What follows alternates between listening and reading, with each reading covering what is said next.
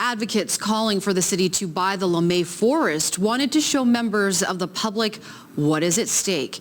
They held a tour through part of the wooded area south of the Pembina, slated for a housing development. CBC's Cameron McLean reports. Residents of the Behavioral Health Foundation in St. Norbert hold ceremonies in the Lemay Forest. Justin Starr sees similarities between the resilience of the land and people like himself going through the program. A lot of Indigenous people have come to this program and healed, and kind of symbolic when I look at it, like how the land heals and how we're healing. The Coalition to Save the Lemay Forest held a tour, possibly for the last time. Starting Friday, the developer Total Developments will close off public access to this section of the forest, possibly to make way for development.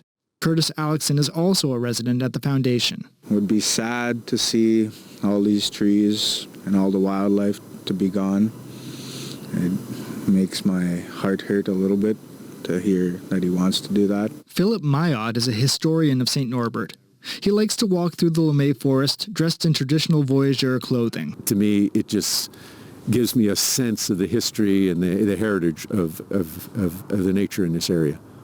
It's amazing. Jackson Kowalik is a photographer and grew up walking through the forest with his parents.